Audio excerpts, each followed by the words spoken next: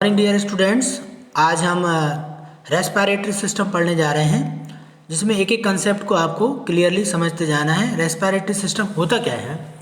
तो इसमें टोटल वो इन्वॉल्व रहते हैं ऑर्गन जिनमें हम ऑक्सीजन अंदर लेते हैं और कार्बन डाइऑक्साइड को रिलीज़ करते हैं। Oxygen is very important gas for doing work. Energy is obtained from the respiration. और इसमें क्या होता है कि ग्लूकोज जो है वो in the presence of oxygen is converted into carbon dioxide, water, and large amount of energy is released. This energy is used for doing work. तो रेस्पिरेटरी सिस्टम में मेन चीज़ क्या है? नोज है, pharynx, लैरिंग्स, trachea, bronchi and lungs. ये चीज़ें मिलकर जो है हमारे शरीर में ऑक्सीजन को सप्लाई करते हैं और कार्बन डाइऑक्साइड यहाँ से रिलीज़ कर देते हैं। इसमें दो चीज़ें हो रही हैं, एक जो है ब्रीदिंग और एक है सेलुलर रेस्पिरेशन। एक एक ऑर्गन को आप देखेंगे टिप्स फॉर शॉर्ट लर्निंग के लिए। तो ब्रीदिंग क्या है? ब्रीदिंग इज़ द प्रोसेस जिसमें ऑक्सीजन अंदर ली जाती है और कार्बन डाइऑक्साइड को शरीर से बाहर छोड़ा जाता है। बीच में एक टर्म आएगा साइनस। साइनस क्या होते हैं? छोटे छोटे हमारे स्पेस होते हैं स्कल के अंदर बोन्स में, और उनके माध्यम से रिस कर जो है वो लिम्फ हमारे नेजल पैसेज में आती रहती है। इसके द्वारा क्या होता है, हमारी जो नेजल पैसेज है वो थोड़ी सी नम बनी रहती है। जब तक उसमें मॉइस्चर नहीं होगी तो ये क्या होगा, एक तरह का ड्राई एरिया हो जाएगा और फिर सांस लेने में तकलीफ हो सकती है।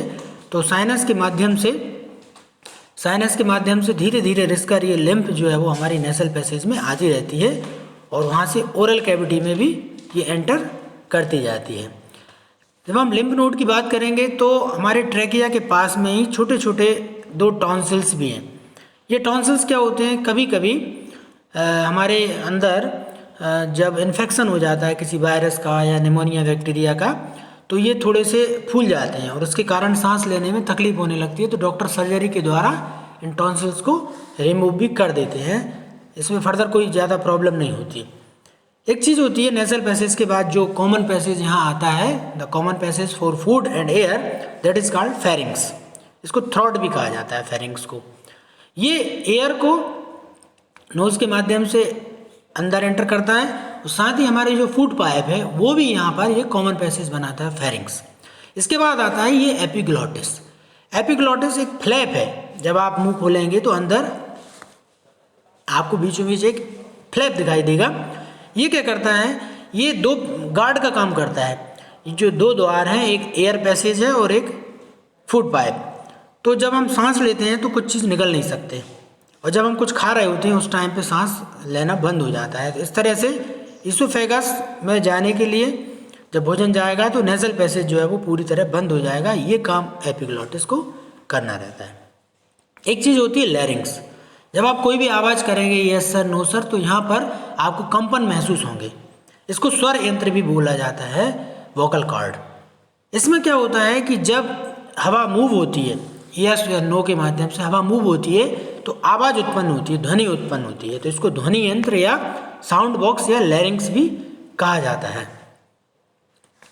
ईसोफेगस जो है वो भोजन को माउथ से लेकर स्टमक में ले जाने का काम करता है।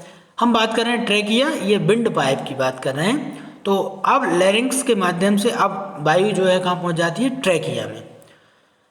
हमारे लंग्स जो है वो रिब्स के द्वारा या पसलियों के द्वारा प्रोटेक्टेड होते हैं, और जो दो जोड़ी हमारे एक जोड़ी लंग हैं, दो लंग्स हैं राइट और लेफ्ट। इनमें हमें यदि ध्यान से देखें तो जो हमारा राइट लंग है ये 3 हिस्सों में डिवाइडेड रहता है, अपर, मिडिल और इंफीरियर लोब। इस तरह से 3 लोब रहते हैं, जबकि हमारा लेफ्ट लंग जो है वो 2 लोब में डिवाइड रहता है, अपर और लोअर लोब। मिडिल लोब नहीं होता लेफ्ट लंग में। अच्छा, एक चीज़ आती है प्लूरल मेम्ब्रेन।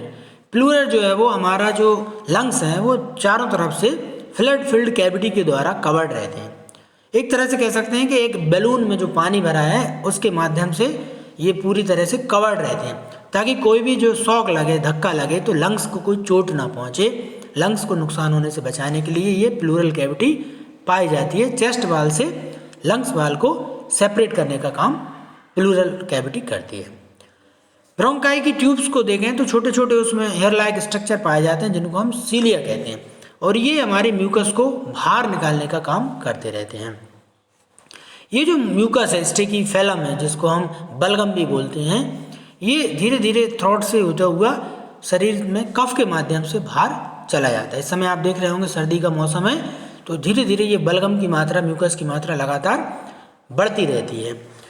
म्यूकस क्या करता है, ये बहुत सारे डस्ट को, जर्म्स को कैच करने का काम करता है और इसमें एक लाइसोजाइम एंजाइम पाया जाता है जो हमारे नेजल पैसेज में हवा के माध्यम से जो कीटाणु शरीर में आ जाते हैं उनको किल करने का काम करते हैं। बाद में लंग्स इस म्यूकस को खांसी के माध्यम से बाहर निकाल देते हैं। अब बात आती है diaphragm. Diaphragm is a strong ball of muscles. ये क्या करता है, चेस्ट कैविटी को एब्डोमिनल कैविटी से अलग करता है। एंड लंग्स और हमारे स्टमक के बीच में एक झिल्ली पाई जाती है जिसे डायफ्राम कहते हैं। ठीक है, जब हम सांस लेते हैं तो पूरी लंग्स कैविटी हमारी फिल हो जाती है एयर से, तो डायफ्राम नीचे की ओर चला जाता है। और जब हम सांस छोड़ते हैं तो डायफ्राम जो है वो ऊपर की ओर आ जाता है। डायफ्राम का बहुत इंपॉर्टेंट रोल होता है। खाने में कुछ मिर्ची या तीखापन आ जाता है तो डायफ्राम जो है वो बम्पिंग करने लगता है, इसको हम हिचकी आना भी कहते हैं। इसके बाद हम बात करेंगे ये ट्रैकिया से, जो राइट और लेफ्ट लंग्स की ओर ये ट्रैकिया बॉल गए हैं, बाद में छोटी छोटी ब्रांचेज में बंटना शुरू हो जाते हैं। इनको हम ब्रांचियोल्स कहते हैं। ब्रोंकियोल्स जो रहते हैं ये बाद में आखिरी में एल्वियोलाई में कन्वर्ट हो जाते हैं और alveoli is the functional unit of respiration. Actual जो गैस एक्सचेंज होता है, हम जो सांस लेते हैं उसमें जो ऑक्सीजन है वो एल्वियोलाई के द्वारा एब्जॉर्ब की जाती है। एल्वियोलाई में दो प्रकार की वेन्स रहती हैं, ब्लड वेसल्स रहती हैं, एक आर्टरी रहती है और एक वेन रहती है। अब यहाँ पर थोड़ा सा ध्यान रखना पड़ेगा आपको, चूंकि ये लंग्स का मामला है तो जो भी आर्टरी रहेगी उसमें ऑक्सीजन की मात्रा कम रहती है। प्लूरल जो रहती है, पल्मोनरी जो वेन है उसमें ऑक्सीजन की मात्रा ज़्यादा रहती है और पल्मोनरी आर्टरी जो है उसमें ऑक्सीजन की मात्रा कम रहती है। क्योंकि लंग्स का मामला है, यहाँ पर इस चीज़ को ध्यान में रखना पड़ेगा। कैपिलरी जो है वो हेयर लाइक छोटी छोटी पतली से बारीक से ब्लड वेसल्स हैं जिनमें ये पूरा प्लूरल कैविटी को, एल्वियोलाई को कवर्ड की रहती है। ठीक है, ब्लड जो है वो पल्मोनरी आर्टरी और पल्मोनरी वेन के द्वारा ट्रांसपोर्ट होता है। यहाँ पर क्या होगा, ब्लड में से कार्बन डाइऑक्साइड को बाहर निकाल दिया जाता है और ब्लड में ऑक्सीजन फिल कर दी जाती है इन ब्लड वेसल्स के द्वारा। ठीक है, ये हमारा एक तरह का डायग्राम आप देखें तो ये नेसल पैसेज है, आपको ध्यान से देखना पड़ेगा इसको।